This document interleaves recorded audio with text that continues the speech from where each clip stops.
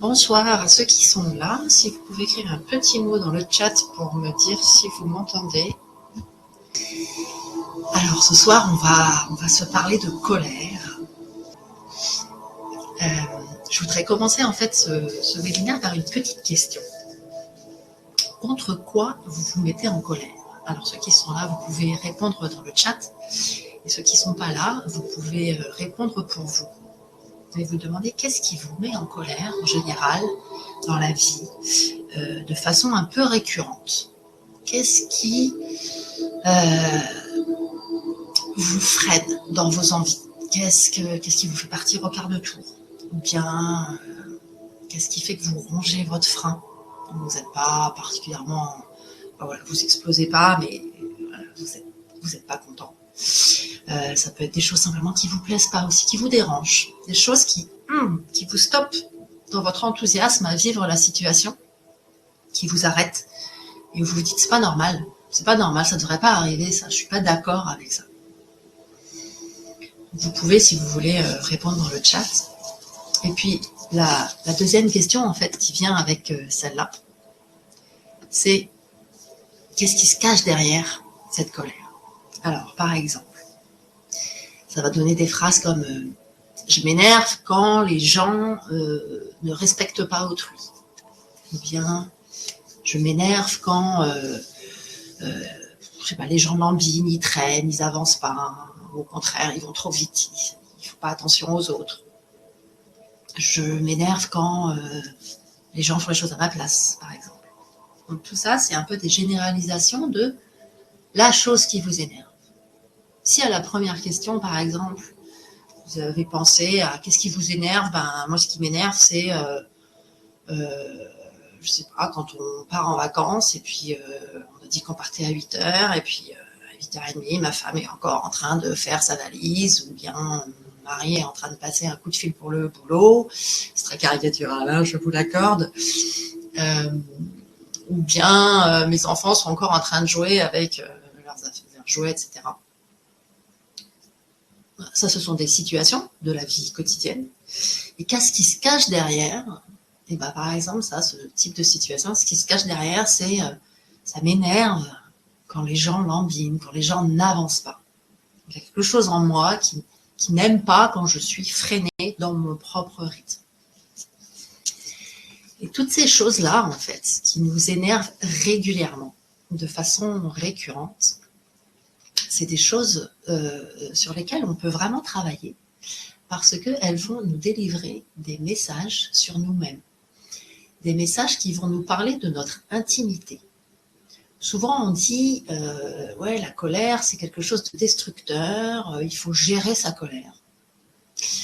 Il faut toujours se calmer, il faut retenir sa colère, il faut apprendre à ne pas s'énerver.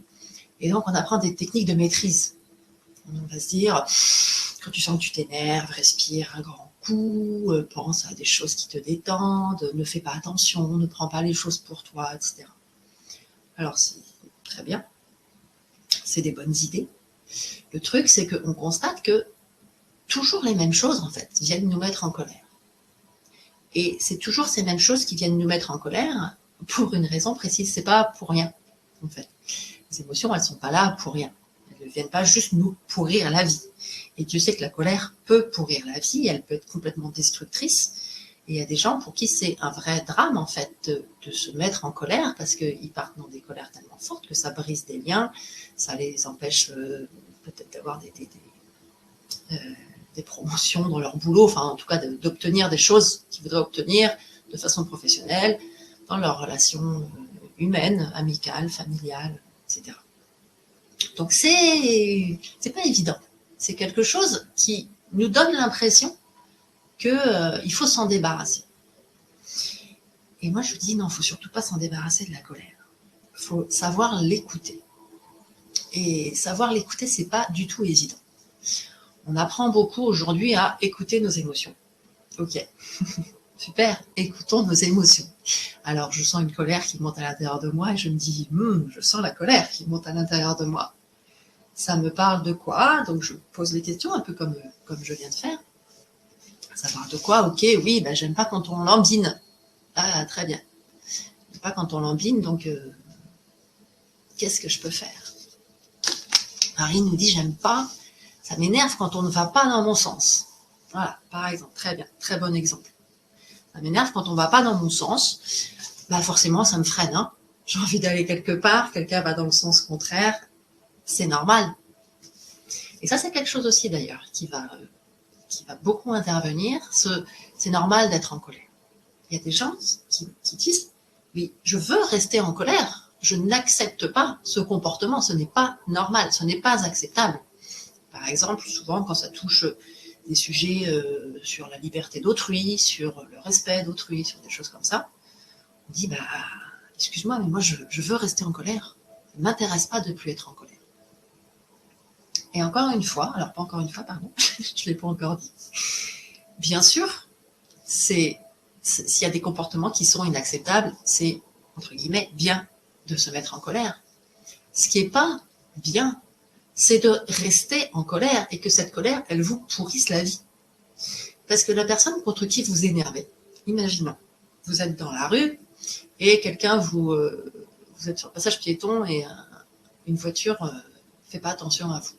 Ça vous fait peur, puis ça vous met en colère. Ok, ouais, c'est pas possible. Le code de la route, etc. Super important le code de la route. Bon, vous avez raison de vous mettre en colère. Par contre, une fois que le type il est parti, que vous continuez à ressasser ça dans votre tête, vous marchez dans la rue, oh ouais quand même, ce bonhomme, c'est pas possible. Là. Vous arrivez chez vous, tu sais quoi, j'ai failli me faire renverser par un chauffard, mais c'est pas possible ces gens, mais il faudrait mettre des agents partout, etc., etc., etc. Le soir, le lendemain, le week-end, vous voyez votre cousine, ouais, tu sais quoi, j'ai failli me faire renverser par une voiture, j'en ai marre de cette ville, trop d'incivilité, blablabla. Et là, le bonhomme qui a failli vous rentrer dedans, il n'est pas là, d'accord? Il n'entend pas du tout ce que vous dites, et donc, cette colère, en fait, elle ne touche que vous. Et là, ça vaut quand même le coup de s'intéresser à elle et de se demander pourquoi elle reste là. Et pourquoi elle a l'air, en fait, de s'installer à un endroit où elle ne sert plus à rien que vous pourrir la vie. Alors moi, j'ai une bonne nouvelle pour vous, c'est qu'elle ne sert pas plus à rien. Au contraire, elle sert à quelque chose de merveilleux qui est nous révéler,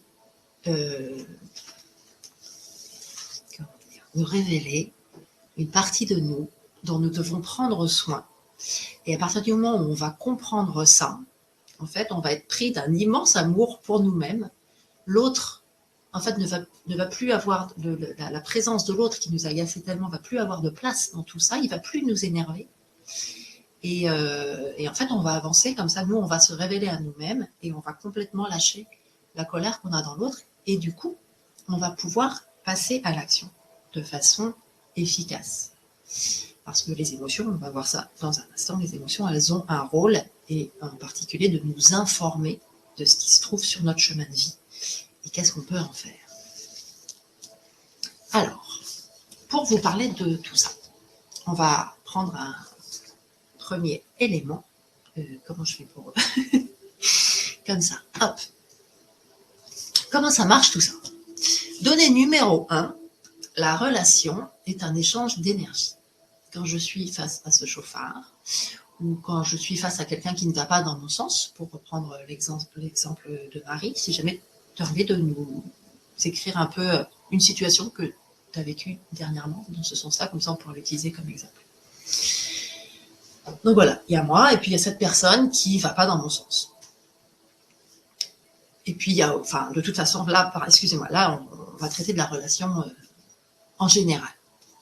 La relation, c'est un échange d'énergie. Nous, on est plein de richesses.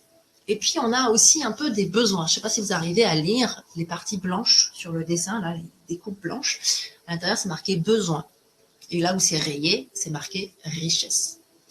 Et donc, on est plein de richesses. Et puis, on a des besoins. Et vous voyez sur le dessin que les besoins de chacun, ils n'ont pas la même forme. Parce qu'on n'a pas tout à fait les mêmes besoins les uns des autres. Globalement, on ressemble à un être humain. À l'intérieur de cet être humain, il va y avoir plein de richesses qui vont se ressembler et qui vont être différentes. Et il va y avoir des besoins aussi qui vont se ressembler et qui vont être différents. C'est comme ça. Alors là, je vais rentrer un petit peu aussi dans un truc un peu spirituel. Ceux qui n'aiment pas ça, vous bouchez vos oreilles 1 minute. Ça vient de quoi, ça, tout simplement? Si on part du principe, en fait, qu'on est... bon, on est de la matière, on est d'accord, on est un corps, hein, ça, je pense que tout le monde peut s'accorder là-dessus. On a un corps, on est de la matière, et puis on est quand même un esprit qui n'est pas matériel. On a des pensées, on a des émotions, on a des choses, en fait, qui nous dépassent, on a des sensations, on a des intuitions. Et donc, plus on monte un peu dans ces choses un peu particulières, plus on s'approche de la dimension spirituelle de l'homme, et de la femme, hein, de l'humain, qui vient un peu se caramboler avec la dimension physique. Si on part du principe que l'esprit, il est impalpable, il est infini, il est éternel, c'est un truc là qui dure depuis des milliards d'années, ou peut-être qui ne dure pas si le temps n'existe pas, qui un jour vient s'incarner dans la matière, voilà. Il y a un petit bébé qui naît, qui grandit, ça fait un adulte, voilà, je suis de la matière, je suis une incarnation de la vie. À partir du moment où je m'incarne dans la matière, j'ai une forme, et donc cette forme, elle a des limites. Et donc je ne suis pas tout. Je suis limitée, donc forcément je vais avoir des manques, je vais avoir des besoins, de par ma nature d'être de matière. Donc c'est pas qu'on est faible, c'est pas qu'on est pas assez ceci ou pas assez cela, c'est vraiment la nature de l'être humain. On est incomplet, on va dire. Et on est dans une sorte de déséquilibre. C'est ça en fait qui fait la vie, hein. C'est ça le mouvement de la vie, c'est ce déséquilibre constant qui nous amène d'une chose à une autre. Si on était en plein équilibre, alors soit c'est le nirvana peut-être, je ne sais pas, ou alors c'est la mort. Mais c'est la vie qui fait ce déséquilibre. Donc c'est bien aussi qu'on soit dans cette recherche de nourrir nos besoins, de combler nos trous qui changent, et c'est jamais vraiment les mêmes du jour au lendemain, d'une année sur l'autre, d'une relation à l'autre. Ça change. C'est la vie. Donc ça, c'est le premier point. La relation est un échange d'énergie. Alors évidemment, on comprend bien que si l'autre m'envoie l'énergie dont j'ai besoin, ça va aller super. Et puis, s'il ne m'envoie pas ce dont j'ai besoin, ça va aller moins bien, forcément. Et pareil, si je lui envoie ce dont il a besoin, ça va aller super. Et si je lui envoie des choses dont il n'a pas besoin ou que je ne lui envoie pas ce dont il a besoin, et ça va aller moins bien. Donnée numéro 2, nous avons des besoins psychologiques. Donc, c'est ce que nous venons de dire. Maintenant, on va les regarder de façon un peu plus précise. Alors, je ne sais pas si vous arrivez à lire. Nous avons on dit. Alors évidemment, il y a plein d'études et de classifications qui sont faites sur ces choses-là, hein. Moi, je me base sur un modèle, mais vous pourrez en trouver plein d'autres dans différents bouquins. On a 4 grandes familles de besoins psychologiques qui ne sont pas, encore une fois, des manques parce qu'on est faible, mais qui sont simplement la nature humaine et qui vont se développer. En fait, quand l'enfant grandit, il est tout au début de sa vie, quand il naît, il est complètement en fusion avec sa mère, il est en recherche de fusion, et donc il est séparé de sa mère, et puis la première année et demie à peu près, il est collé à maman tout le temps. Donc il y a ce besoin de fusion qui nous reste de la gestation, et qui va nous rester toute notre vie. Et puis vers 1 an et demi, on va commencer à marcher, et donc on va acquérir un peu de liberté, et on va aller à la découverte de plein de trucs. Et là, on va avoir envie de découvrir des choses, s'amuser, trouver, et puis vraiment jouer, à découvrir. Et va arriver un besoin de créativité, de découverte.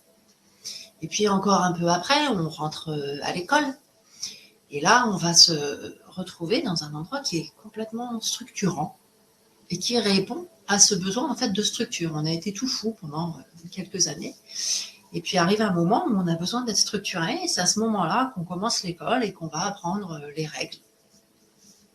Et ça répond à ce besoin-là, pareil, qui va rester tout au long de notre vie. Et puis quand on devient encore un petit peu plus grand, on va vers 6-7 ans, on va tout d'un coup, petit à petit, vouloir s'affirmer et devenir quelqu'un d'autonome, quelqu'un d'individualisé, qui va être reconnu pour ce qu'il est. Et va naître ce besoin de reconnaissance personnelle, ce besoin d'évolution personnelle, d'avancée, de progrès à titre personnel, et pareil, qui va nous rester tout au long de la vie. Et donc, on a ces 4 grandes familles de besoins qui vont être là toute notre vie et qui vont donner différents, on pourrait dire différents tempéraments chez l'adulte. Il va y avoir les gens pour qui c'est extrêmement important d'avoir des très bonnes relations avec les autres personnes. De venir, d'être dans l'échange, d'être dans l'harmonie, de sentir qu'ils appartiennent à une famille, à une communauté, et que tout ça, c'est harmonieux. C'est des gens qui vont avoir beaucoup de mal avec le conflit, par exemple, parce que ce qui fait qu'ils se sentent bien, c'est au contraire cette harmonie et cette paix entre les gens.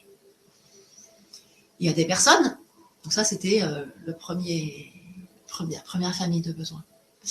Il y a des personnes au contraire pour qui ça va être pas au contraire, pardon. Il y a des personnes aussi pour qui ça va être extrêmement important d'être dans le plaisir, dans le jeu, dans la découverte, dans l'invention. Et ce plaisir de jouer avec les idées, d'aller chercher des choses partout, de faire plein de liens, de s'amuser vraiment avec des choses qui ne sont pas forcément concrètes. Donc c'est des grands créatifs en général, et qui vont être des grands découvreurs aussi. La première catégorie de personnes qu'on a vue au début, c'est des gens avec qui ça va être très très agréable de vivre dans l'harmonie. Ceux-là, ça va être très agréable de vivre parce qu'ils sont dans l'invention, dans le plaisir. C'est des gens qui aiment beaucoup blaguer aussi. Donc ils sont très joviaux et ils amènent beaucoup de nouveautés. Il y a des gens qui vont avoir gardé de façon première ce besoin plutôt de structure, d'organisation, de repères. Ils vont être très précieux aussi parce que vous êtes d'accord que si on n'est que dans le lien et dans le jeu, ça va être compliqué de monter des projets ensemble et d'avancer dans la vie. Donc il y a des gens pour qui ça va être extrêmement besoin d'avoir de la structure, de connaître les repères, de savoir qui est où, sur qui on peut compter, qui sait faire quoi. Et que quand on sait faire une chose, on peut en être responsable, mais si on ne sait pas faire, à ce moment-là, on ne prend pas la responsabilité, etc. C'est des gens qui sont extrêmement fiables et quand ils cherchent à avoir des connaissances dans quelque chose, pour pouvoir prendre des responsabilités, ils vont être très, très efficaces. Donc pareil, des gens très précieux.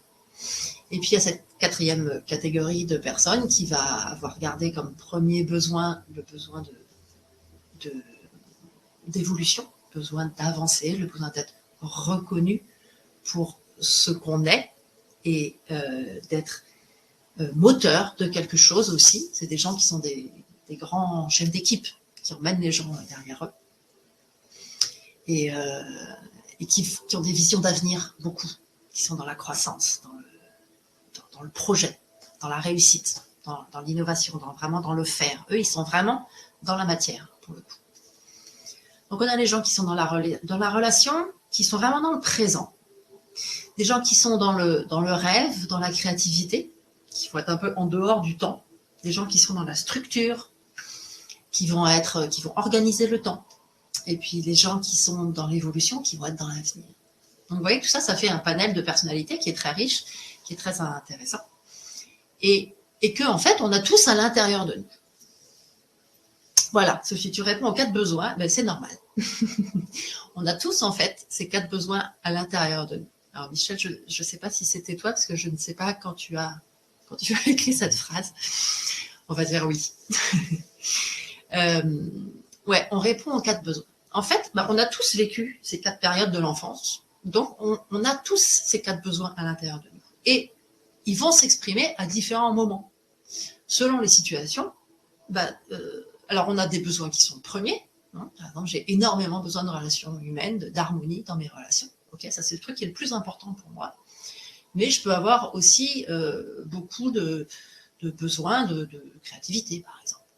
C'est pas du tout incompatible. Il y a des choses qui sont un peu qui peuvent être plus difficiles, genre la relation et le besoin d'évolution. Souvent, c'est un peu ça grince un peu. Ou alors, au contraire, la créativité et la structure aussi, ça cohabite plus difficilement. Mais c'est des besoins quand même qu'on va éprouver à l'intérieur de nous à différents moments de notre vie. C'est-à-dire que même si je suis super créatif, si j'ai envie que mon projet avance, il y a un moment où je vais avoir envie que ça se structure. Je vais avoir envie que ça prenne une forme. Je vais avoir envie que ça avance. Donc, je vais, au fur et à mesure de ce projet, en fait, éprouver tel ou tel besoin. Et donc, ces besoins, qui sont très importants à l'intérieur de nous, ben, soit ils sont nourris, soit ils ne sont pas nourris. Et là, vous avez la petite vignette qui est en haut à droite. Quand les besoins sont nourris, on va super bien. Quand les besoins sont nourris, le cerveau, il est au nirvana. Il est complètement ouvert. Il est en pleine activité. Et on va avoir accès à toute notre intelligence, toutes nos compétences, tous nos talents, toute notre mémoire, notre capacité, en fait, à nous adapter à n'importe quelle situation. Et puis, quand on n'est pas bien nourri dans nos besoins, là, par contre, on tombe dans des espèces de schémas qui ne marchent pas du tout. C'est comme si le cerveau, en fait, il fermait à l'intérieur, il fermait nos accès à notre intelligence. Il nous fermait les accès, il est là, il dit « Ah, au secours !» Je prends par exemple le besoin de relation, le vert, Michel, oui, voilà. Donc, le besoin de relation. Imagine, tu es dans une équipe où tout le monde se tire dans les pattes, les gens se trompent, se montrent des trucs les uns contre les autres. Enfin, bon, c'est une catastrophe. Dans le cerveau, il y a un truc qui dit « Au secours, au secours, au secours !» Il faut de l'harmonie. Et donc, il va focaliser à 200% sur ce besoin d'harmonie. Et en fait, il va fermer tous les circuits qui nous permettent de faire les autres choses. Donc, on ne va plus être capable d'être inventif, on ne va plus être capable d'être structuré, on ne va plus être capable d'être évolutif, d'être dans la construction. On va juste crier et dire « Stop, stop, il faut de l'harmonie, il faut de l'harmonie, il faut de l'harmonie, il faut de l'harmonie ». Sauf que, comme on n'a pas accès à tout notre potentiel d'intelligence, et ben en fait, on le dit très mal et en général, ça ne marche pas du tout. C'est-à-dire qu'on tombe dans des schémas qui sont complètement répétitifs et qui, en général, vont nous apporter exactement l'inverse que ce qu'on cherche. Donc, c'est une espèce de mode de survie, en fait. Le cerveau se met en mode de survie et il est en boucle sur son besoin dans un mode qui est pas du tout efficace. En fait, et on ne l'écoute pas. Et donc, c'est de pire en pire, évidemment. Donc, je vous raconte tout ça parce que la colère, en fait, va intervenir là-dedans. C'est-à-dire que, alors, il y a des gens qui se mettent assez facilement en colère, c'est des gens qui sont du côté du rouge, là, qui sont des gens qui aiment la croissance, l'évolution, la vitesse, etc. La reconnaissance de l'individu. Eux, c'est des gens qui peuvent se mettre assez facilement en colère, mais les autres aussi, évidemment, vont se mettre en colère. Et ils vont se mettre en colère à un moment où, en fait, ils n'en peuvent plus. Hein, il y a des choses, quand on n'arrive pas, on verra après à quoi servent les émotions. La colère, c'est quelque chose qui intervient quand on est empêché de faire quelque chose. Donc à partir du moment où on vous empêche de vivre ce que vous avez besoin de vivre, c'est normal que la colère émerge. Et donc, quand on va être comme ça dans un mode de survie, et ben, il y a un moment, alors pas forcément au début, alors des fois aussi, on va cacher notre colère, on va s'empêcher d'être en colère. Ça dépend des tempéraments, encore une fois. Mais par exemple, les gens qui sont beaucoup dans la relation, comme ils n'aiment pas le conflit, il ne faut pas trop vouloir avoir besoin de se mettre en colère, et donc ils vont plutôt essayer de cacher ça quelque part à l'intérieur d'eux, et ils vont même pas se rendre compte en fait qu'ils sont en colère, parce que y a une espèce de truc de survie encore qui dit non, ne te mets pas en colère, ça va aggraver les choses. Et moi justement, je veux améliorer les choses. Si je me mets en colère, je vais les aggraver, donc je fais disparaître ma colère quelque part à l'intérieur de moi, je ne sais même plus où elle est. Et je ne suis même pas moi au courant qu'en fait je suis en colère. Voilà. Attends, je me perds un peu. Non, je ne me perds pas, mais je ne sais plus si j'ai oublié quelque chose. Excusez-moi, je regarde mes petites fiches comme à la télé. Non, je n'ai absolument rien oublié. Donc, en fait, je viens de rater ma transition parce que j'aurais dû faire la transition. On va le dire tout à l'heure, on va parler des émotions. On va les voir tout de suite. Voilà. Et voilà, donnée numéro 3. Les émotions, ça sert à quoi? ça sert à nous guider. Alors, sur le petit dessin, vous avez mon chemin de vie, c'est-à-dire mon quotidien, ce qui m'arrive jour après jour dans ma vie, ce que je construis, pourquoi je me bats peut-être, ce que j'essaye de vivre, et puis ce qui m'arrive, ce qui me tombe dessus. C'est mon chemin de vie. Et pour une fois, on va commencer par l'émotion la plus sympathique. Alors là, pareil, hein, j'ai mis juste 3 émotions, parce que la 4e, je vais vous en parler tout de suite. Il y a plein de classifications des émotions. Ces 4 émotions-là, donc ces 3-là plus celles dont on va parler juste après, c'est les 4 émotions qu'on retrouve dans toutes les classifications. C'est-à-dire que c'est le plus petit dénominateur commun de toutes les classifications qui existent sur la Terre entière, sur les émotions. Donc, moi, je pars de là. C'est ça que j'ai appris et je trouve ça très bien. Alors, je vais partir de l'émotion de la joie, qui n'est pas sur le schéma, parce que je considère que... tiens, je vais vous poser la question plutôt. À quoi ça sert? Ouais, mais ça ne marche pas du coup si je vous pose la question tout de suite. Est-ce que vous savez à quoi ça sert la joie? On va essayer de voir. À quoi ça sert les différentes émotions? Peut-être vous pouvez écrire dans le chat. On a la peur, on a la colère et on a la tristesse. La peur, la colère, la tristesse et la joie. Ce sont les 4 émotions plus petits dénominateurs communs. Les 4 émotions de base qui sont reconnues par tout le monde et autour desquelles vont se construire plein d'autres émotions complexes. À quoi servent-elles? Alors, je vous laisse écrire. Je pense qu'il y a un petit décalage encore dans le chat. Je vais essayer de ne pas répondre à la question avant que vous ayez écrit quelque chose. Si jamais vous êtes en train d'écrire, Sophie, à trouver l'équilibre à l'intérieur de nous.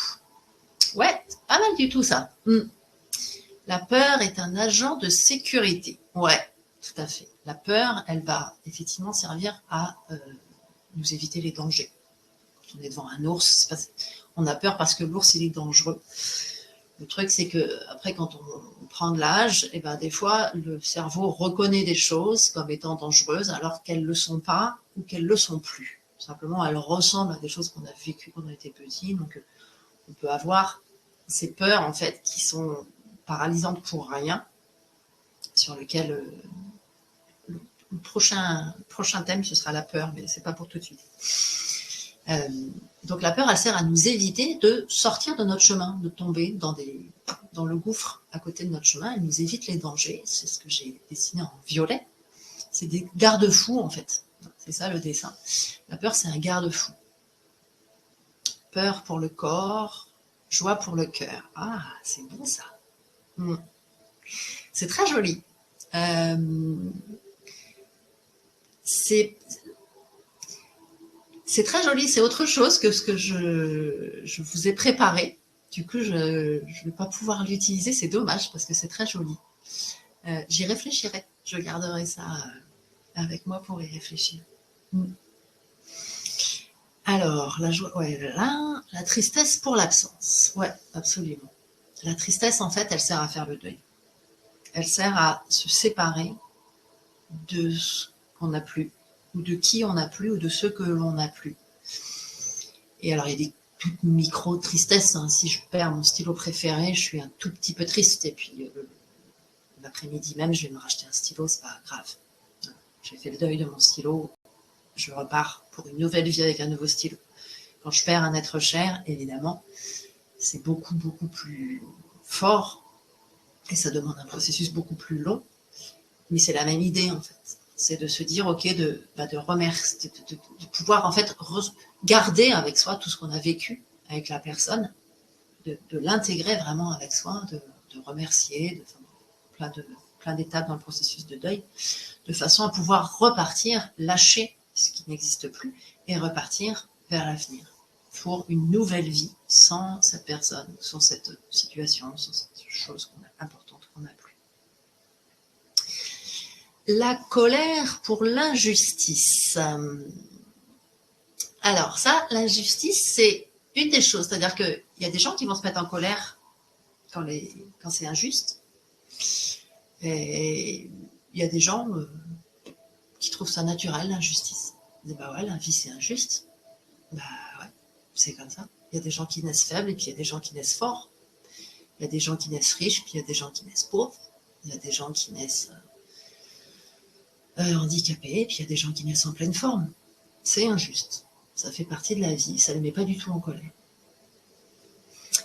La colère, en fait, si vous voyez sur le dessin, elle traverse un mur. Elle nous permet de dépasser les obstacles.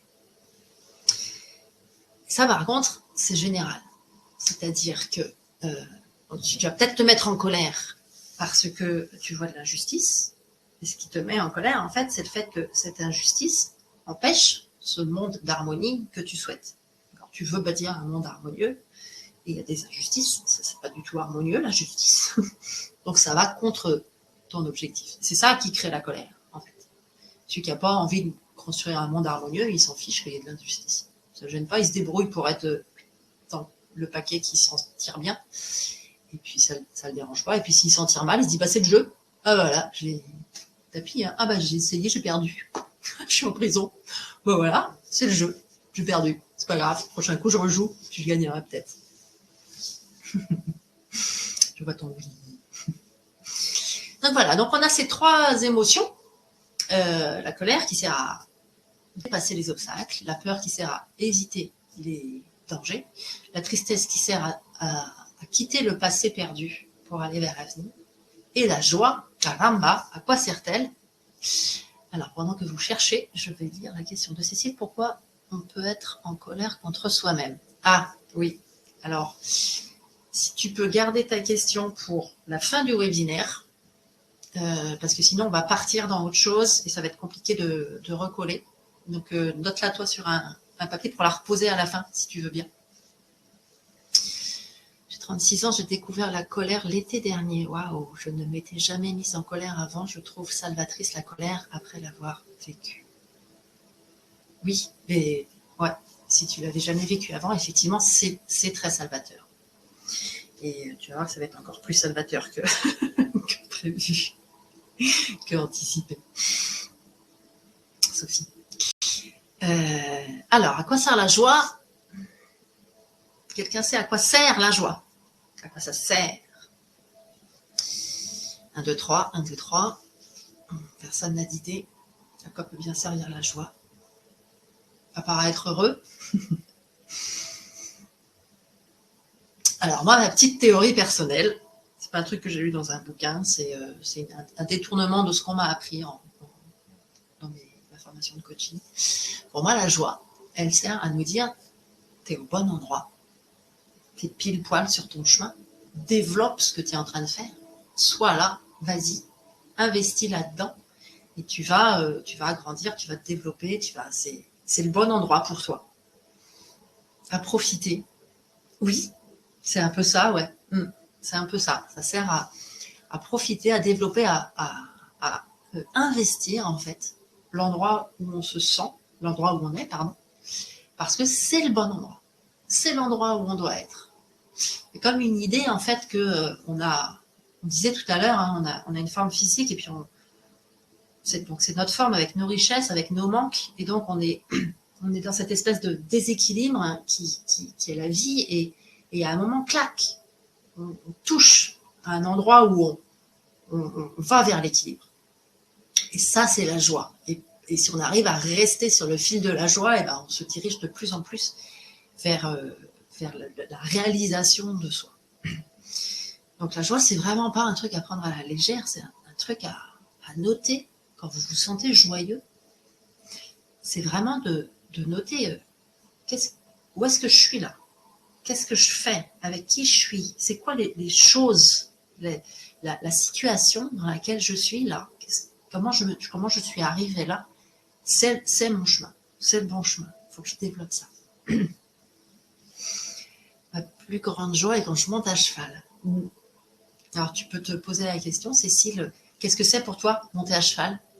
Qu'est-ce que ça représente? Et puis tu vas certainement pouvoir sentir comment est-ce que tu peux développer ça dans ta vie. Alors soit, je ne sais pas quel âge, je sais pas si je te connais, je ne sais pas quel âge tu as, je ne sais pas quel est ton métier, peut-être que tu es tu travailles avec les chevaux. Mais si ce n'est pas le cas, ça peut te donner plein de clés pour ta vie quotidienne sur ce qui est important pour toi. La liberté. Ouais. Sacré programme. Là, il y a des choses à faire dans la vie sur la liberté. Alors, est-ce que, par exemple, tu te sentirais aussi bien libre à moto que à cheval? Pourquoi le cheval? Qu'est-ce que ça a de particulier, le cheval? Je te laisse avec ça. Alors, on va avancer un petit peu, c'est déjà 58. On va aller. Ma plus grande joie est de pouvoir partager. Ouais, alors ce serait intéressant d'essayer de préciser un peu. Tu vois, partager, c'est un concept en fait, le partage. Qu'est-ce que c'est précisément pour toi partager? Qu'est-ce que ça, de quoi il s'agit? C'est quoi les actions? Qu'est-ce qui est important de partager? Est-ce qu'on partage tout? Avec qui on partage? Quand est-ce qu'on partage? Et d'essayer de préciser comme ça pour voir quelle est la chose là-dedans, dans ce grand concept de partage, quelle est la chose importante pour toi, la chose qui te révèle à toi-même. Alors, je continue. La donnée numéro 4. Nous sommes responsables de ce que nous vivons et nous ne sommes que responsables de ce que nous vivons. Okay? C'est-à-dire que tout ce que je vis, j'en suis responsable. Et je ne suis pas responsable de ce que vit l'autre. Et je suis responsable de ce que je fais en interaction avec l'autre. Je suis responsable de ma façon de recevoir ce que m'envoie l'autre. Mais je ne suis pas responsable de ce que lui, il fait. Ou de la façon dont lui, il accueille, il vit ce que moi, je lui envoie. Volontairement ou pas volontairement. Le simple fait d'être côte à côte, déjà, on s'envoie des choses les uns aux autres. Donc, ce qui va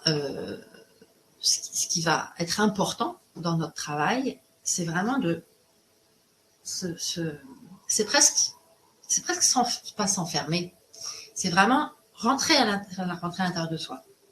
C'est pas ça non plus, si, c'est un peu ça.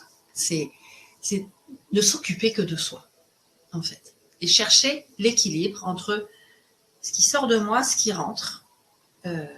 Qu'est-ce que je prends de l'autre et qu'est-ce que j'en fais à l'intérieur de moi. Et de ne pas prendre des choses qui ne me concernent pas, et de ne pas croire que ce que je vis à l'intérieur de moi concerne l'autre. Enfin, voilà, de ne pas faire cette espèce de mélange qu'on fait tout le temps dans la relation. On mélange l'autre et nous, mais alors tout le temps, c'est une catastrophe. Et donc là, on va essayer justement de prendre de la distance et de s'intéresser à soi. On va, entre guillemets, utiliser la présence de l'autre pour provoquer, on ne fait pas exprès, hein, ça démarre tout seul. Mais c'est la présence de l'autre, en fait, qui va faire monter des choses à l'intérieur de nous. Mais une fois que c'est monté, on dit merci, ok, ciao, merci beaucoup. Et on va s'intéresser à soi.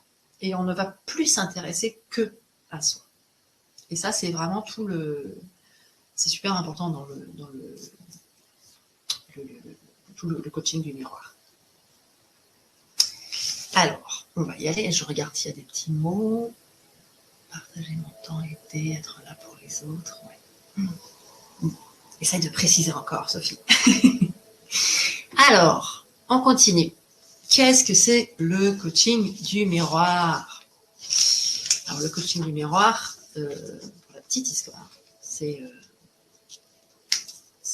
donc une façon de s'auto-coacher, en fait, que j'ai créée suite à beaucoup de choses que j'ai faites. Mais quand je marchais sur le chemin de Compostelle, j'avais déjà découvert que, en fait, la raison pour laquelle je m'énervais contre les gens, c'était que je leur prêtais des intentions. Et je m'étais dit, en fait, en particulier dans les dortoirs, sur le chemin de Compostelle, on peut être dans des grands dortoirs parfois, enfin même dans des petits, hein, on peut être avec des gens qui nous énervent. Et d'avoir des gens qui allumaient la lumière à 5h30 du matin ou qui se pchitaient avec leur déodorant à 5h30 du matin à côté de votre lit ou qui bougent leur sac plastique comme s'ils n'avaient pas pu faire leur sac la veille. Tout le monde dort et eux, à 5h30 du mat, c'est la fête et ils réveillent tout le monde. Et moi, ça me mettait hors de moi. Et j'ai passé quelques nuits dehors aussi dans mon hamac. Et je m'étais rendu compte, en fait, que si c'était des animaux qui faisaient du bruit, qui me réveillaient, c'était pas grave. Si c'était la lune qui me balançait pleine lune sur la figure, qui me réveillait, c'était pas grave. Si c'était, ça m'est jamais arrivé, mais une punaise qui venait se poser à côté de mon nez, qui sentait pas bon, c'était pas grave. En fait, c'était jamais grave si c'était des animaux, si c'était c'était un arbre qui était sur mon chemin et qui m'empêche de passer, c'est pas grave, je passe par-dessus l'arbre. Mais quand c'est quelqu'un, par contre, ça mettait hors de moi. Et donc, j'ai réalisé que les gens, je leur prêtais des intentions qui étaient très souvent, ils s'en fichent des autres. Après, j'ai rencontré quelqu'un qui m'expliquait qu'elle était complètement ailleurs dans son idée. Elle avait l'impression d'aider les autres en les réveillant le matin. Et donc là, je me suis dit, ah ouais, les accords Toltec, ils n'ont pas tort. Les accords Toltec, petite parenthèse, si vous ne connaissez pas les accords Toltec, T-O-L-T-E accent grave, Q-U-E-S, allez voir les accords Toltec, c'est formidable. Les accords Toltec disent ne fais aucune supposition sur ce qui se passe en face de toi. C'est une très bonne idée. Donc il y avait eu ça sur le chemin de Compostelle, et puis à peu près 2 ans après, je me suis retrouvée face à un médecin qui m'a mis dans une colère monstre. Et je lui ai écrit une lettre que je ne lui ai pas envoyée, que j'ai retournée contre moi, en fait, et qui m'a révélé des choses absolument incroyables vis-à-vis de moi. Et donc, j'ai compris, en fait, ce principe du miroir, là, qui se passe entre les gens quand on dit que l'autre nous renvoie l'image de nous-mêmes. J'ai compris que ça allait beaucoup plus loin, en fait, que ce qu'on appelle l'effet miroir, d'habitude, qui ne marche pas forcément, parce que l'effet miroir, en fait, c'est pas très clair, l'effet miroir. On dit l'autre, l'autre nous renvoie ce qu'on est. Donc, par exemple, si je m'énerve parce que quelqu'un est raciste, ça veut dire que je suis raciste? Ben non. Donc, ça marche pas forcément l'effet miroir. Est-ce que moi, j'ai baptisé le principe du miroir, principe dans le sens vraiment un principe fondamental, c'est que l'autre me révèle des choses. C'est pas comme un papier calque, en fait. C'est pas une photo, je prends la photo puis je la colle sur le visage. C'est dans l'interaction de ce qui se passe avec l'autre qui correspond à une interaction de ce qui se passe à l'intérieur de moi. On va le voir tout à l'heure. Donc voilà comment est né le coaching du miroir. Et donc, c'est de l'auto-coaching, en fait, le coaching du miroir, où on apprend à être son propre coach. Et c'est une technique qui va vous permettre de tout seul, en fait, sans personne, découvrir des choses sur vous qui vont vachement vous faire avancer, à pas de géant, simplement en mettant en œuvre ce principe du miroir qui va vous éclairer à l'intérieur de vous sur ce qui n'est pas encore tout à fait aligné, comme on disait tout à l'heure. Alors, je regarde s'il y a des petits mots, j'ai cru voir des choses apparaître. La nature n'a pas d'intention, elle est, c'est tout, c'est ça. Et en fait, les gens, ils font partie de la nature. Alors, ils ont des intentions, ok, parfois. Mais il y a plein de moments où ils n'ont pas les intentions qu'on leur prête. Et par conséquent, il y a plein de moments où on s'énerve pour rien. Éventuellement, on pourrait s'énerver pour autre chose. Et la chose pour laquelle on s'énerve, en fait, il y a plein de moments où on s'énerve pour rien, quoi. Elle n'est pas réelle. Alors, qu'est-ce que c'est que ce coaching du miroir? Principe numéro 1. Tout ce que je donne n'est pas reçu. Alors ça, c'est un truc qui n'est pas évident à accepter, en fait. Parce qu'on a envie quand on donne des choses à l'autre, on a envie que ce soit reçu. Et sur le dessin, vous voyez, donc il y a un petit bonhomme vert qui donne un beau cadeau au petit bonhomme rose. Et puis le petit bonhomme rose, il était super content du cadeau, hein, mais il en prend que un quart. Et tout le reste du cadeau, ça tombe dans le caniveau. Et le petit bonhomme vert, non. Et là, son cadeau qui tombe dans le caniveau, qui est perdu. Et très souvent, on voudrait que l'autre prenne tout ce qu'on donne. Et puis en fait, il n'a pas forcément besoin de ça. Et donc là, je vous renvoie à ce qu'on disait tout à l'heure avec les 2 silhouettes tout au début, qui ont des besoins, des coupes blanches là, qui ont des besoins qui ne sont pas les mêmes. C'est-à-dire que si je donne à l'autre ce que je pense être bien, j'ai quand même très peu de chances que ça se corresponde exactement à ce dont il a besoin. Et il y a de grandes chances que, du coup, il ne prenne pas tout ce que je lui donne. Voire que ça finisse par l'énerver, alors du coup c'est lui qui s'énerve, que je lui donne tout ce que je lui donne. Et en tout cas, moi je vais sortir des choses de moi, en fait je vais être dans le don, et je vais attendre d'être nourrie différemment, hein, mais en fait quand on donne, on est heureux de donner. Sauf que s'il y a la moitié de ce qu'on donne qui tombe dans le caniveau, on est moins heureux. Et ces choses-là, on les voit pas forcément, mais on les sent en fait. Et il y a beaucoup de gens qui disent voilà, je lui ai tout donné, blablabla, je donne énormément à tout le monde, j'en ai marre, c'est toujours moi qui, et les autres pas, et on me prend pour la vache à lait, pas forcément en termes d'argent, hein, mais d'énergie, de propositions, d'actions concrètes au quotidien, peu importe. Je donne, et puis les autres, j'ai l'impression en tout cas qu'ils donnent pas, qu'ils reçoivent pas, qui ne conçoivent pas la valeur de ce que je donne. Par exemple, quelqu'un qui serait un peu, qui aime beaucoup l'ordre, s'il vit avec quelqu'un qui est plutôt bordélique, voilà, pour qui c'est pas très important, s'il range tout le temps, et ben l'autre il s'en fiche en fait. Donc celui qui range, il va avoir l'impression de donner des choses, et puis en fait l'autre ça lui fait ni chaud ni froid. Et donc on est tout le temps en fait dans ce déséquilibre toujours de ce qu'on donne et de ce qui est reçu. Et de la même façon, on est dans un déséquilibre de ce qu'on nous donne et ce qu'on reçoit ou pas, et puis ce qu'on voudrait recevoir et qu'on nous donne ou pas. Excusez-moi, je change de position. J'ai les crampes. Donc il y a ce déséquilibre, toujours. Et c'est dû en fait qu'on n'a pas les mêmes besoins, tout simplement. Donc nous, on est sympa, hein, on donne ce qu'on pense qui est bien, mais à partir du moment où c'est pas ce dont l'autre a besoin, ou qu'il n'en voit pas la valeur, parce que c'est un truc qui ça lui parle pas, forcément il va y avoir un déséquilibre. Principe numéro 2. Ah, attends, il y a une petite question. Est-ce que ce n'est pas là que le lâcher-prise intervient? Alors, moi je dirais, c'est pas là. C'est pas encore là.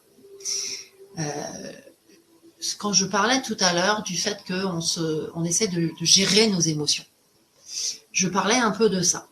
C'est-à-dire qu'on essaye que les choses n'adviennent pas, en fait. Et pour moi, c'est pas une solution parce que les choses adviennent.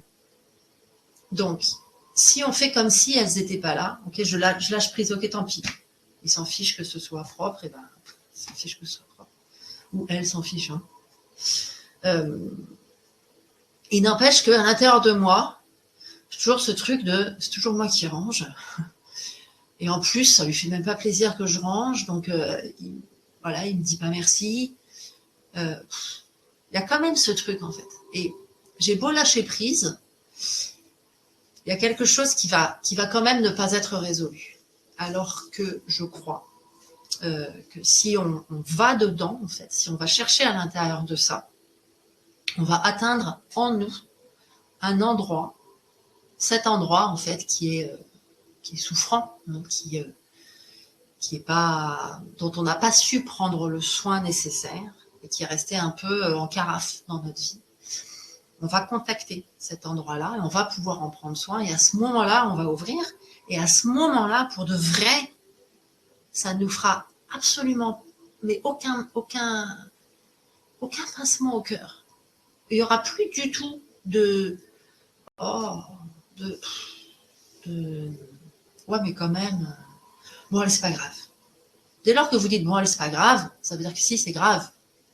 Vous essayez de vous convaincre que c'est pas grave, mais en fait, si, ça vous pose problème. Sinon, vous n'avez même pas besoin de dire, bon, allez, c'est pas grave.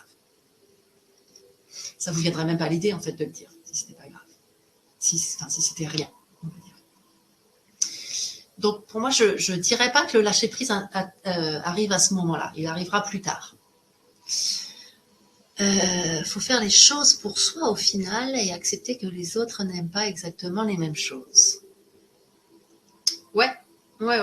Et pour être complètement calme et heureux de ça, eh ben, je vais continuer ma petite présentation et vous expliquer où est-ce que ça va. Alors, le principe numéro 2, deuxième partie, c'est que souffrir n'est pas une fatalité. Alors, ça rejoint un peu ce qu'on est en train de dire là dans le chat. Sophie, tu passes ton temps à dire que c'est pas grave. Bon, c'est bien, parce que ça adoucit quand même le quotidien. Donc, c'est une bonne idée. Peut-être maintenant, tu vas avoir envie de passer à l'étape d'après et ne même plus avoir envie de dire que c'est pas grave. Donc, notre deuxième étape sur le principe du miroir, c'est que souffrir, c'est pas une fatalité. C'est-à-dire que ce décalage entre moi et l'autre, eh ben, c'est pas une fatalité que ce soit un problème. Je peux vivre avec la différence, en fait, sans que ce soit un problème du tout. Et c'est donc sur le premier petit dessin, là, vous voyez que les petits bonshommes, ils donnent quelque chose, et puis, pouf, il y a un bout de ce qu'ils donnent qui tombe dans le trou, dans le caniveau. Et donc, si on le fait tomber dans le caniveau, effectivement, c'est triste. Par contre, si en dessous, on met un réceptacle, et qu'on accueille cette chose qui n'est pas reçue, et bien ça, on va pouvoir, nous, se nourrir de ça. Et vous voyez déjà là, l'image du miroir qui commence à se créer. Hein, de reprendre des choses, en fait, ça va vers l'autre, et ça me revient. Et donc, si j'installe un espace de sécurité entre l'autre et moi, je vais pouvoir commencer à ne pas perdre ce que l'autre ne prend pas, ce qui est déjà énorme. Et on va voir tout de suite. Attendez, j'oublie un truc. Ouais, on va voir tout de suite en fait comment ça fonctionne avec ce jeu du miroir. C'est pas qu'on est immature ou quoi, hein, c'est que on est fait comme ça. En fait, l'humanité avance lentement, siècle après siècle, millénaire après millénaire, je ne sais pas. Là, en ce moment, on arrive quand même, je ne sais pas si vous sentez ça aussi, mais il y a plein de gens qui en parlent. On arrive à un moment où les gens se rassemblent et il y a une espèce de conscience de notre unicité dans l'humanité et aussi dans tout le vivant. Et cette chose-là, en fait, elle nous permet de mieux adhérer à la différence. Si on arrive à se concevoir comme unis, on peut ne pas souffrir d'être différent. Alors que si on ne se conçoit pas comme étant des êtres unis, comme étant une unité, la différence, elle est dure parce qu'il y a une vraie séparation, il y a une distance. Par contre, si on est enrobé en fait dans quelque chose qui nous unit, la distance, en fait, elle n'existe pas. C'est plus une distance, c'est une richesse, simplement. Moi, je crois assez fort qu'on se dirige vers ça, là, à l'échelle de l'histoire de l'humanité. Alors, le principe du miroir, c'est pas le numéro 2, c'est le numéro 3, c'est pas grave. Donc, installer un espace neutre entre l'autre et moi. Alors, ce que je propose dans ce coaching du miroir, c'est de prendre la vie, prendre la relation comme un pique-nique au parc. Vous allez au parc Montsouris, ou au parc Borély, ou au parc, je ne sais pas quoi, dans votre ville, ou dans la forêt à côté de chez vous, si vous habitez à la campagne. Et vous emmenez votre table de pique-nique. Et vous avez invité votre cousin Germain et votre cousine Bette, et chacun a apporté quelque chose. Et chacun pose sur la nappe de pique-nique qui sa tarte, qui sa salade, qui sa coupe de fruits, etc. Et chacun prend ce qu'il a envie. Okay. Si j'ai amené une tarte aux tomates et que ma tarte aux tomates n'est pas terminée, quand le pique-nique se termine, je peux décider que ah là là, j'ai préparé une tarte à la tomate et en fait ils n'en ont pas voulu, c'est horrible et voilà, ça va à la poubelle et je prends ma tarte et je la mets dans la poubelle et je crée ma tragédie. Hein, vous voyez sur le petit dessin, hein, je crée mon drame en amenant ce qui n'est pas consommé, entre guillemets, en allant, moi, le mettre à la poubelle. ce dessin qu'on avait tout à l'heure avec le caniveau, le truc qui tombe dans le caniveau, et ben, si volontairement, moi, je vais porter ce truc dans le caniveau, effectivement, je crée mon drap. Mais je peux aussi me dire, ah, chouette, il me reste de la tarte à la tomate pour ce soir. Quelle bonne nouvelle! Et je vais donc ramener ce qui reste à moi pour pouvoir m'en nourrir. Donc tout ça, c'est, comment on dit, c'est symbolique. Hein. Dans une relation, ça ne marche pas exactement comme dans un pique-nique dans la forêt. Mais l'idée, c'est ça. Et donc, ce miroir, le miroir, en fait, il fonctionne comme ça au moment où je ramène à moi pour me nourrir ce que l'autre me renvoie de moi. Okay, je lui donne une tarte à la tomate, il me renvoie une tarte à la tomate. Et je vais manger ma tarte à la tomate. Je vais me nourrir de ce que j'ai envoyé à l'autre et qu'il m'a reflété dans le miroir. Que dites-vous? Alors, ça dépend des différences. Des différences qui peuvent être qui peuvent être de la richesse. C'est-à-dire, si tu veux développer un petit peu, j'ai pas saisi tout à fait ta question.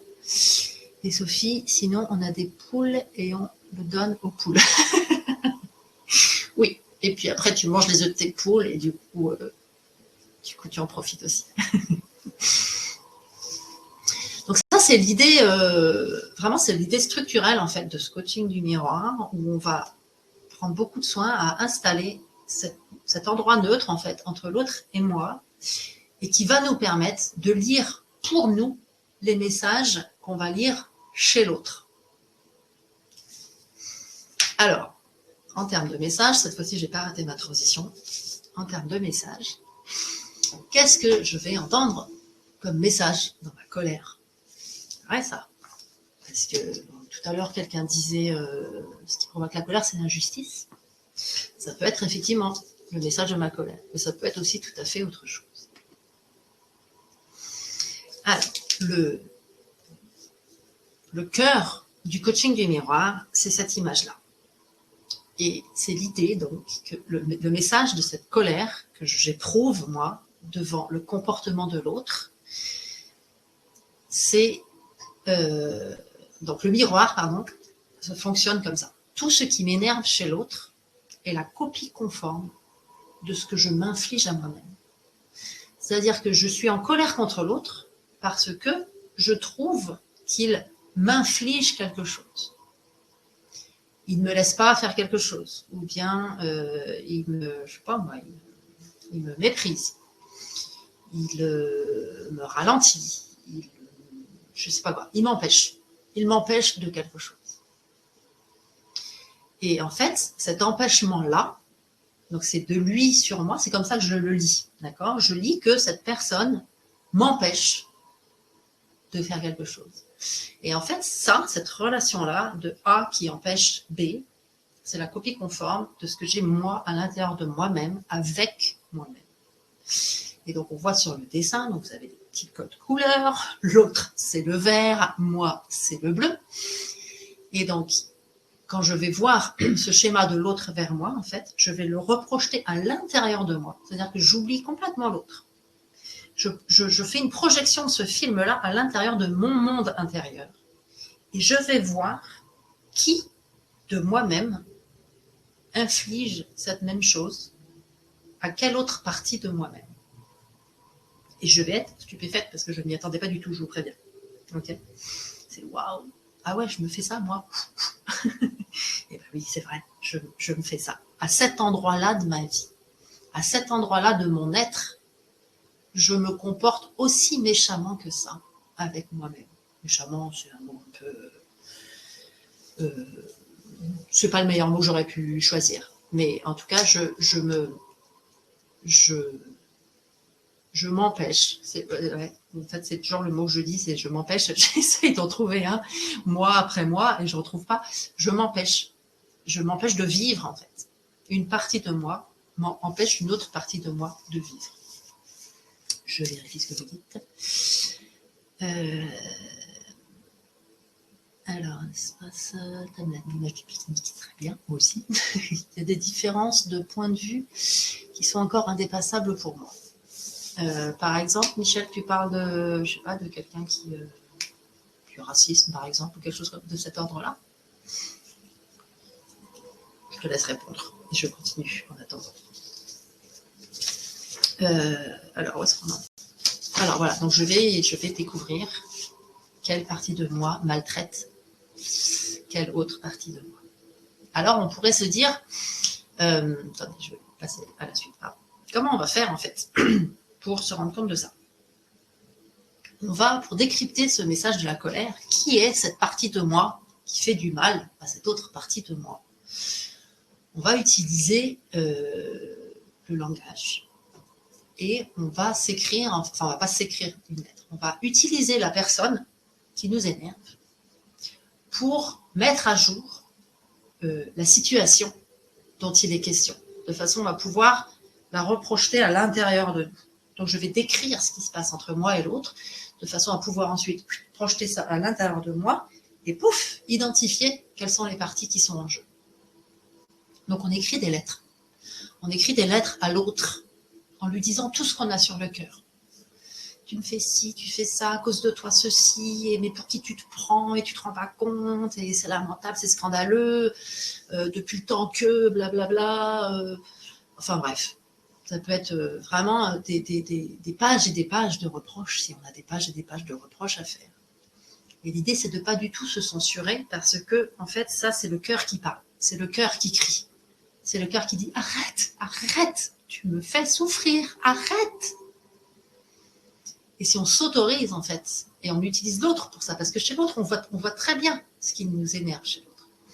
Donc on l'utilise, un peu comme un cobaye, mais rassurez-vous, il ne lira jamais la lettre, donc on peut y aller à fond. Et donc on va lui dire tout ce qu'on a sur le cœur, tout ce qu'on a sur le cœur, de façon la plus détaillée possible, de façon à avoir le plus d'informations possible pour nous. Et ensuite, on va retourner ces mots-là contre nous. Alors là, je vous vois dire, oh là là, je vais m'accuser du coup, mais déjà, je m'accuse de plein de trucs. Au contraire, moi, j'essaye d'apprendre à plus me flageller, et toi, tu es en train de me dire qu'il va falloir que je me retourne une lettre de reproche à moi-même, mais c'est hors de question. Je ne veux pas me reprocher des choses à moi-même. Et la bonne nouvelle de ça, c'est que cette lettre-là, quand elle est écrite de la bonne façon, avec le cœur, quand on arrive à identifier vraiment, et c'est assez technique en fait, hein, ça demande du travail, mais quand on fait l'effort d'identifier précisément ce qui nous dérange chez l'autre, en fait, au moment où on va le retourner vers nous, en fait, on va changer tous les pronoms. Au lieu de dire tu, on va dire je. Si je veux dire à quelqu'un tu me parles comme une merde, et que tout d'un coup j'écris je me parle comme une merde, forcément ça va réveiller des trucs à l'intérieur de moi. Ah oui, c'est vrai, je suis toujours en train de dire que je suis conne. Ah non, je suis conne. Je le dis tout le temps. Si quelqu'un me disait ça, je ne l'accepterais pas. Comment ça se fait que je l'accepte de moi? Alors je dis ouais, c'est une façon de parler, c'est une forme langagère. Mais en fait, du coup, ça va résonner avec plein de trucs à l'intérieur de moi qui vont vraiment prendre corps à l'intérieur de moi. Et ce qui va se passer, c'est que tous ces reproches que j'ai dirigés vers l'autre, et là, on arrive au centre de l'image, là, qui est sur l'écran, avec le câlin des deux bébés. Tous ces reproches que je dirigeais vers l'autre, en fait, et que je me renvoie vers moi, ce qui va se passer, c'est un peu comme cette histoire de la nature, là, qui n'a pas d'intention. On ne lui en veut pas à la nature. Parce qu'on ne lui prête pas d'intention. Et à nous, on ne va pas pouvoir se prêter des mauvaises intentions parce qu'on sait très bien qu'on n'a pas de mauvaises intentions contre nous. On sait très bien qu'on fait énormément d'efforts pour prendre soin de nous, pour vivre du mieux qu'on peut.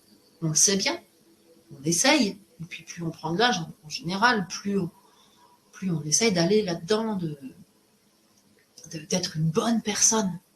Quand on est jeune, on s'en fiche, on veut profiter, mais plus on prend de l'âge, plus on cherche à être une bonne personne. Et donc on sait très bien que ces mauvaises intentions-là, on ne les a pas du tout. Et du coup, il n'y a aucune accusation. Et au moment où la lettre se retourne vers nous, ce qui se passe, c'est ce grand câlin. C'est-à-dire qu'on se voit, on est pris d'un amour profond, en fait, pour nous-mêmes, pour ces deux parties de nous-mêmes. Celle qui fait souffrir, elle ne fait pas exprès.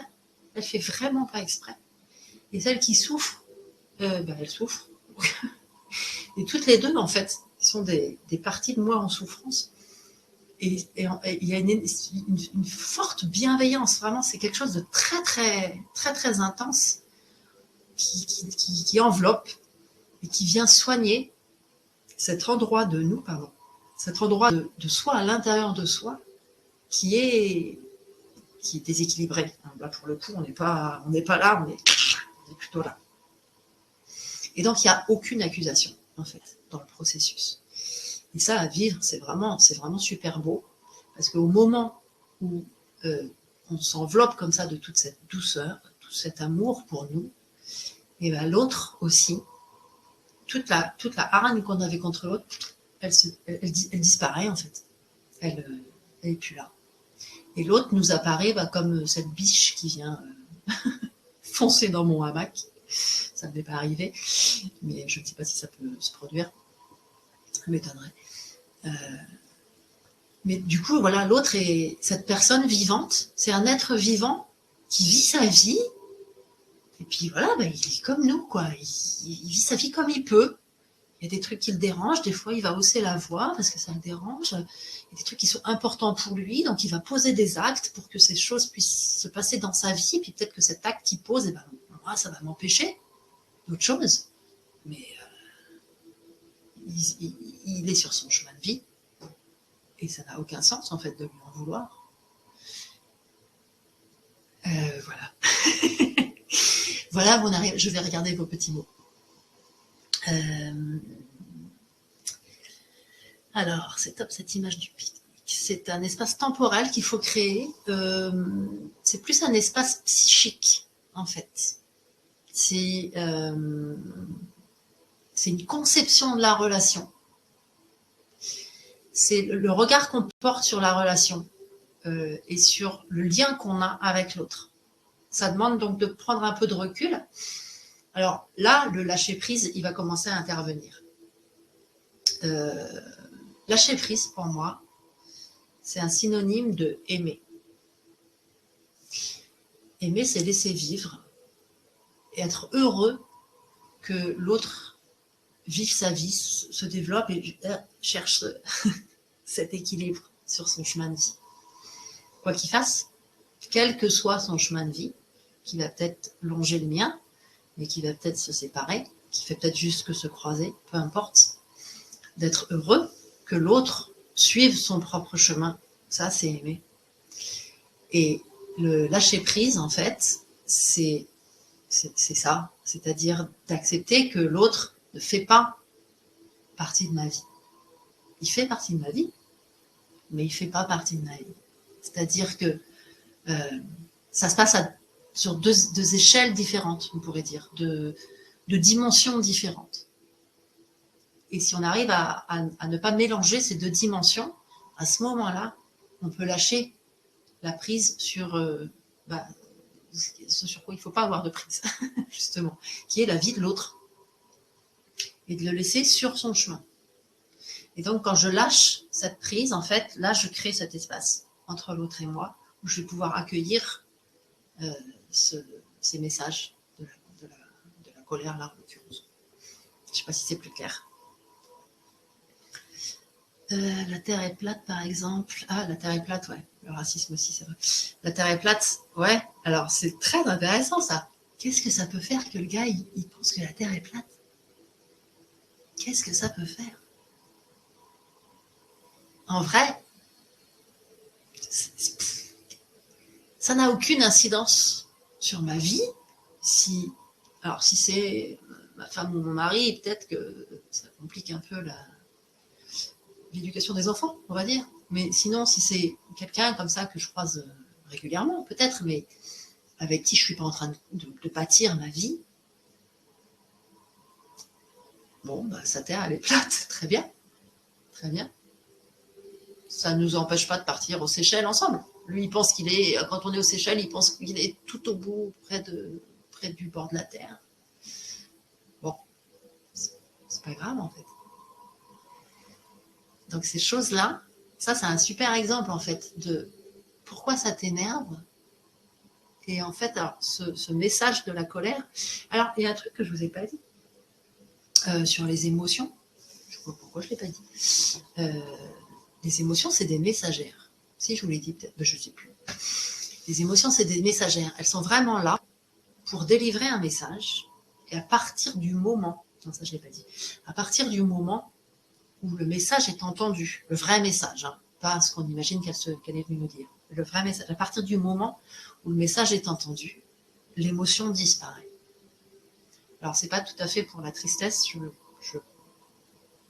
Je pense que vivre triste toute sa vie parce qu'on a perdu un enfant, un conjoint, etc., c'est tout à fait normal. Donc, la tristesse, je la mets un peu de côté.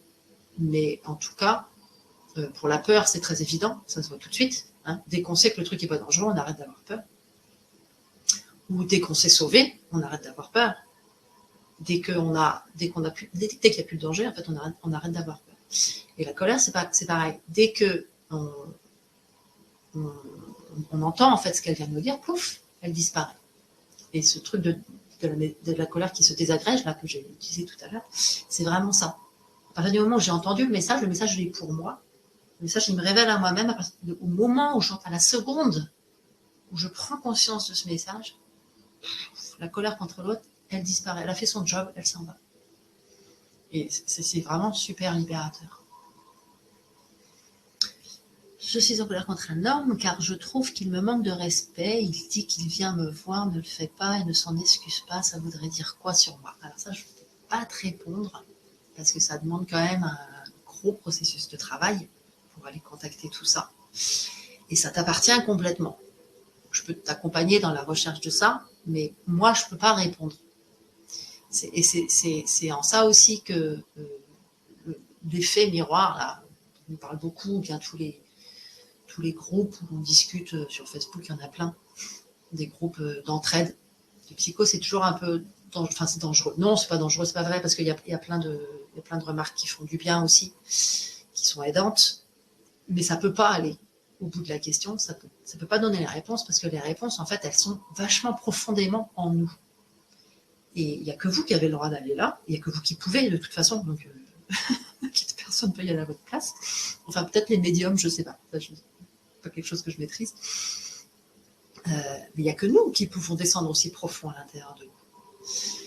Donc, le chemin, on peut vous accompagner dans le chemin, mais là, comme ça, je peux pas te donner de réponse. Et heureusement, sinon ça voudrait dire que je peux lire dans le secret de ta vie, ce serait bizarre quand même.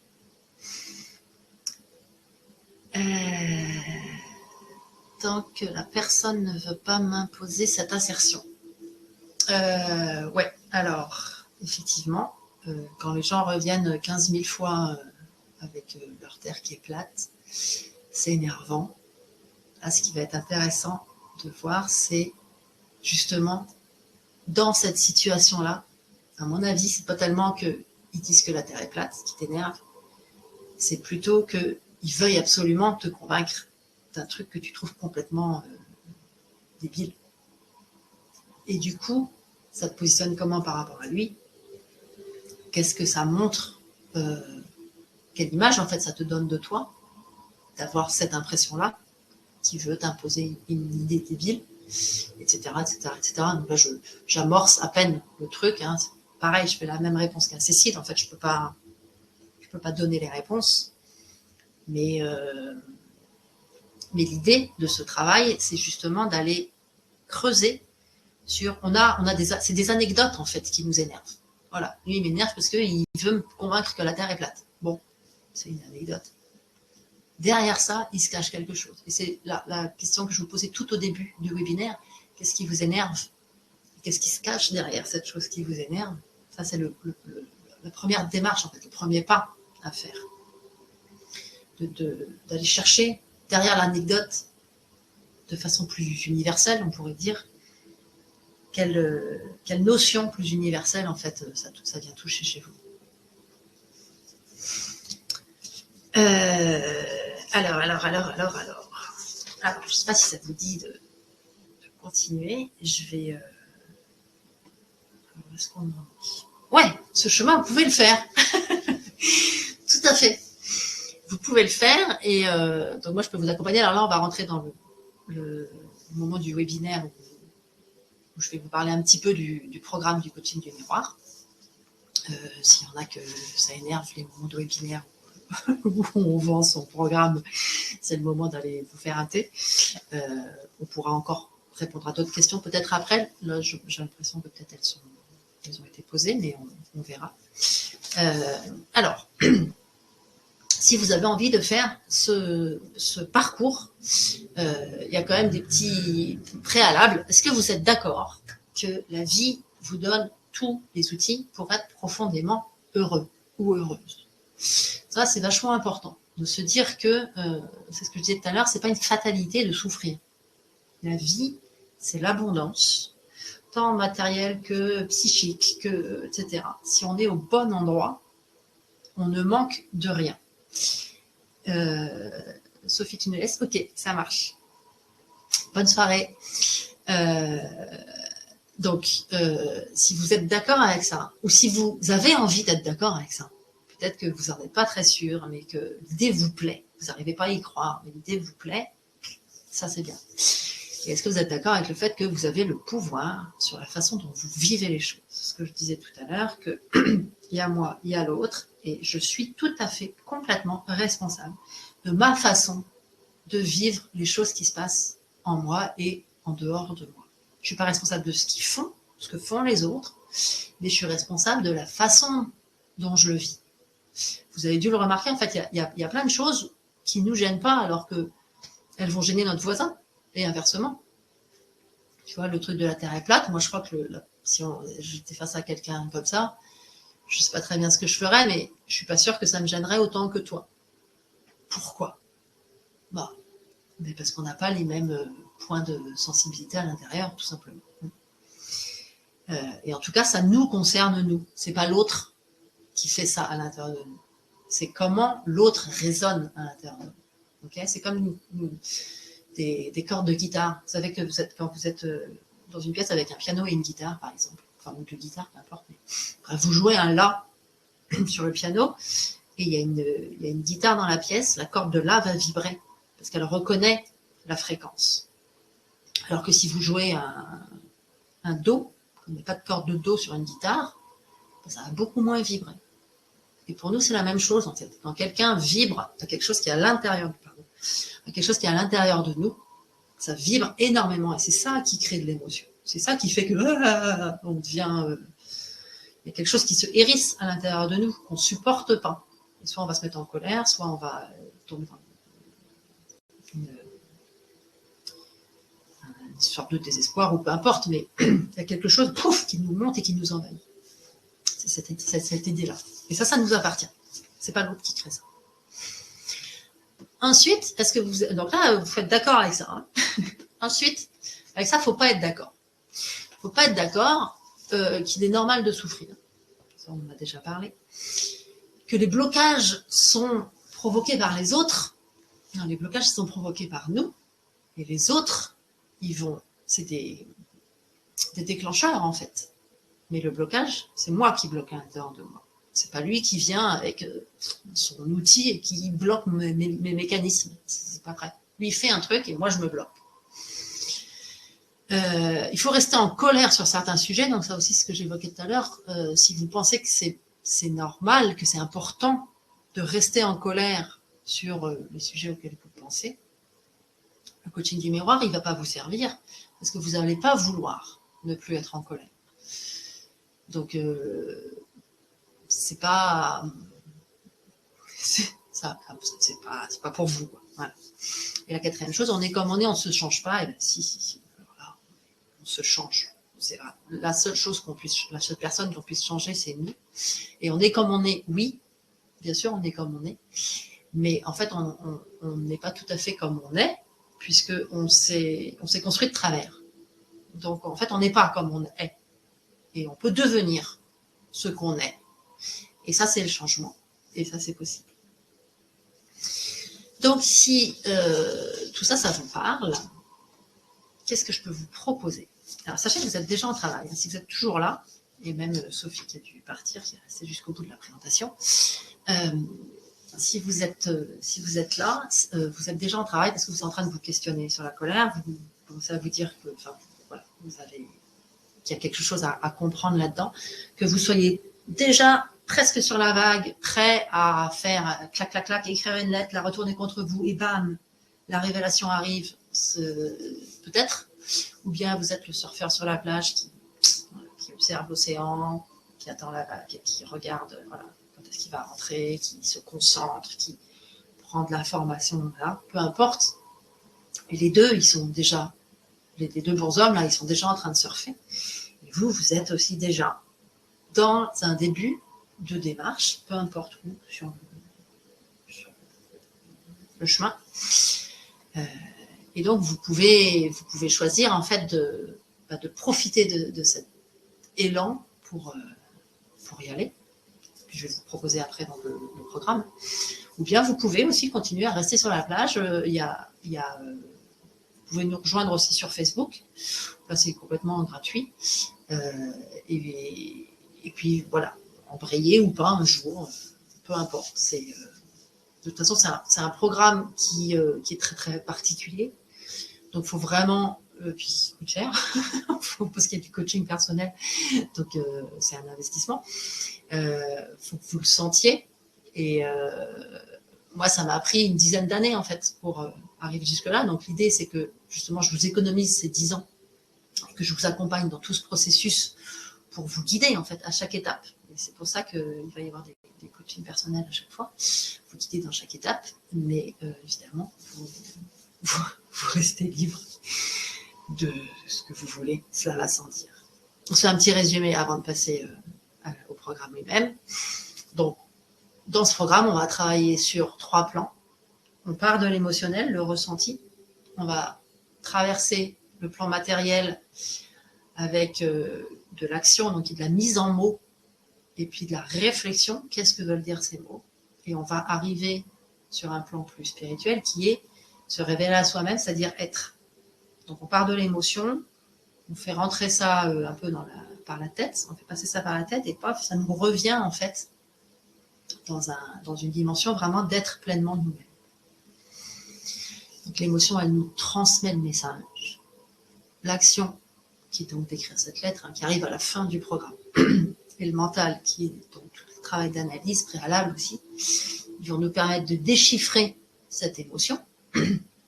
Et sur le plan spirituel, lui, il va s'ouvrir à la fin, en fait, la révélation, c'est quelque chose qui est vraiment, c'est de l'ordre de la magie, en fait. C'est vraiment un truc qui ça vous transporte. Et tout d'un coup, vous avez l'impression que votre être l'expansion, je ne sais pas ce que c'est, le verbe qui va avec ça. Et voilà, tout d'un coup, il y a toute une partie de soi qui se met à respirer, qui sort de sa grotte, qui découvre l'air pur et l'oxygène. C'est vraiment très particulier. Donc voilà, ce que je vous propose, ça se passe en 7 étapes, le programme. Il y a 9 points en fait dans le programme, c'est un point d'arrivée, un point de sortie, et puis au milieu, il y a 7 étapes qui reprennent plus ou moins tout ce qu'on a vu là dans le webinaire et qu'on travaille. Donc c'est sur la base de vidéos qui sont dans l'espace personnel sur la plateforme. Vous pouvez les regarder quand vous voulez. Et par étape, en fait, sur tout le programme, vous avez 8 moments où on s'appelle, soit en visio, soit en téléphone, soit si jamais vous êtes sur Marseille, on peut se voir en vrai. Ou si je passe par chez vous, on peut se voir en vrai. Qui sont des moments qui durent à peu près 1 heure où je travaille avec vous pour vraiment orienter votre recherche, parce que ce chemin du miroir, il est vraiment hyper spécifique. Et en fait, il est un peu, j'ai pas envie de dire ce mot, mais j'en trouve pas d'autres, un peu pollué par plein de choses qu'on nous dit beaucoup dans le monde du développement personnel, sur la gestion des émotions en particulier, qui en fait n'aident pas parce que ça fait un peu tourner en boucle. C'est-à-dire qu'on stoppe. Souvent dans le développement personnel, on va vous apprendre par exemple, à gérer vos émotions. Donc, gérer, c'est des tableaux Excel. Hein. Je mets l'émotion, je la mets là, clac, clac, clac. Mais du coup, je reste à l'extérieur de cette émotion, je l'embrasse pas. Et en fait, je ne peux pas traiter son message. Donc, notre travail à nous, il est vraiment très, très spécifique. Et l'année dernière, quand j'ai lancé une formation bêta comme ça, j'ai très vite vu qu'il fallait absolument qu'il y ait des coachings réguliers. Donc là, vous avez à chaque étape, vous avez 1 heure de coaching avec moi pour vous aider en fait à réfléchir dans le sens de ce parcours-là. Il y aura un groupe Facebook super privé pour pouvoir échanger sur toutes ces questions-là, où il y aura des sessions questions-réponses tous les dimanches soirs à 20h22 parce qu'on est en 2022. Donc ce sera le dimanche soir à 20h22 toutes les semaines. Il y a des sessions de questions-réponses et vous avez en fait le temps que vous voulez pour faire le programme. Si vous êtes déjà sur le haut de la vague, là, ça peut être fait en 8 semaines. 1 semaine quand même par étape, c'est un minimum. Hein. Mais ça peut durer 8 mois sans aucun problème. Et vous avez donc ces séances qui sont garanties, quel que soit le temps que vous y passez. Voilà. Alors, de quoi vous allez avoir besoin si vous voulez participer à cette aventure magique du miroir? Consacrez un peu de temps à votre transformation. Soit vous êtes vraiment prêt et vous êtes à fond là, et ça va être 1 heure, 2 heures par semaine qu'il va falloir trouver. Soit vous n'avez pas le temps maintenant et ça va durer un peu plus longtemps. Soit c'est pas une question de temps, c'est une question de là où vous en êtes pour l'instant dans votre compréhension de tout ça et que du coup ça prend du temps. Moi ça m'a pris une dizaine d'années. Hein, donc, si vous prenez 1 an, c'est pas beaucoup. Donc c'est chacun à son rythme, mais ça prend du temps. Voilà, faut le savoir. Soit ça prend beaucoup de temps d'un coup, soit ça prend du temps sur la longueur. Faut que vous croyiez que vous avez le pouvoir de vous transformer, ça c'est super important. Ou alors faut avoir le désir d'y croire, même si vous n'arrivez pas à y croire, c'est pas grave. Si vous avez le désir en fait et que vous êtes prêt à vous investir là-dedans, c'est bien. Accepter que l'autre ne soit pas l'origine de votre émotion, ça c'est vraiment un truc. Alors c'est pareil. Si pour vous c'est pas possible aujourd'hui, mais que vous dites ouais, je veux bien hein, que l'autre soit pas. Franchement, je trouve que c'est à cause de lui. Mais ok, si tu peux m'expliquer pourquoi c'est pas à cause de lui, ok, on y va. Ça va, ça peut marcher. Il faut en tout cas pas être borné là-dessus. Et puis, avoir ce désir d'abandonner la lutte. Avoir ce désir de vivre dans la paix, tranquille, de ne plus être en lutte tout le temps. C'est hyper reposant. Enfin, moi, ça m'a vraiment changé ma vie et il y a d'autres gens à qui ça a complètement changé la vie aussi. De tout d'un coup d'avoir toute cette charge mentale qui disparaît. Quoi. L'air devient plus léger et c'est extrêmement reposant. Alors voilà. Donc, si vous avez des questions, je regarde ça. Je vais vous mettre où est-ce qu'il est Ah, comment ça J'ai passé où Ah voilà. Je vous mets. S'il y a des gens qui veulent aller voir tout de suite de quoi il s'agit, hop, je vous mets là l'offre, comme on dit. Alors, est-ce que ça a marché? Ça, je ne sais pas. Il semblerait que oui. Mais je ne sais pas. Ah, bon. Donc, vous pouvez aller voir sur l'offre ici. Et si vous n'êtes pas très sûr de vous, vous pouvez aussi me passer un coup de fil. Et donc, je laisse un petit peu la première là. Si vous voulez, en fait, ah si, ça y est. On la voit, ok, super. Donc si vous voulez cliquer là-dessus pour aller regarder de façon un petit peu plus précise. En gros, c'est ce que je viens de vous raconter. Hein. Mais voilà. Donc ça peut prendre le temps que vous voulez. Qu'est-ce que j'allais dire? Pardon, je lis des trucs en même temps et je me perds. Excusez-moi. C'est pas ça du tout que je n'avais pas terminé de dire. Ce que j'avais pas terminé de dire, c'est, je vous laisse cliquer là-dessus et ensuite je vais vous mettre un autre lien pour ceux qui voudraient me passer un coup de fil pour discuter un peu, pour savoir si ça peut vous correspondre par rapport à là où vous vous sentez. Si vous n'êtes pas très sûr de vous, si ça peut vous correspondre, à ce moment-là, vous m'appelez. Donc je vais, hop, le passer. Ah oui, je suis obligée d'enlever l'autre. Hein. Je ne peux pas mettre les deux.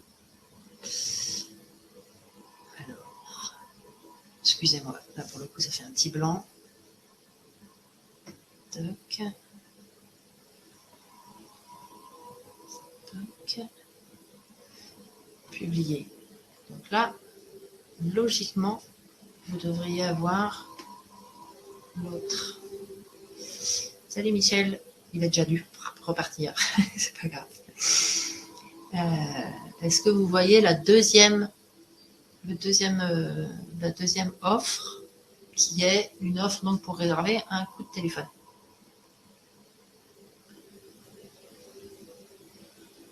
Et si vous avez d'autres questions, n'hésitez pas, soit par rapport au programme, soit par rapport au contenu là, de tout ce qu'on a discuté ce soir.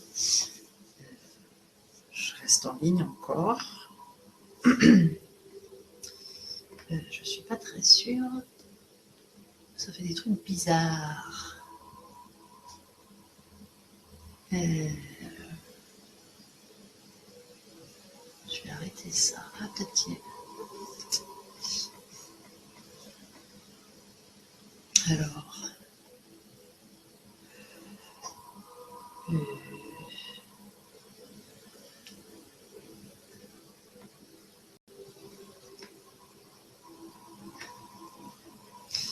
J'ai l'impression que je ne vois plus le chat.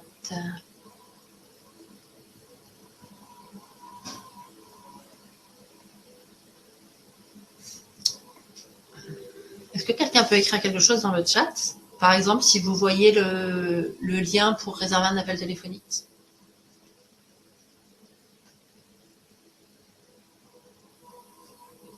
Je ne vois pas de message depuis celui de Michel.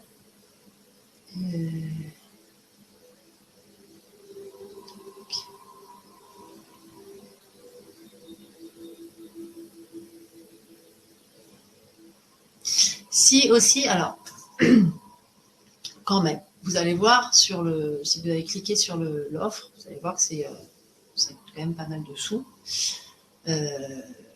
Parce que ça prend, enfin voilà, c'est beaucoup de temps investi et puis c'est aussi un parcours qui est très transformant.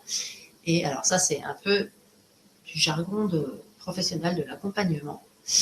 Mais c'est extrêmement important en fait d'investir dans son changement. C'est des changements en général qui nous coûtent des efforts psychiques.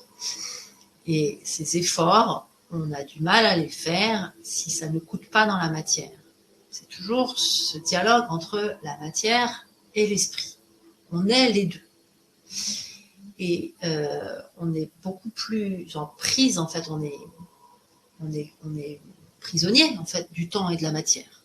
Okay, si on ne met pas dans la matière les choses qu'on essaye de faire avec notre esprit, eh ben c'est vite fait, en fait, que ça reste à l'état d'idée et qu'on n'arrive pas à l'implémenter dans la matière.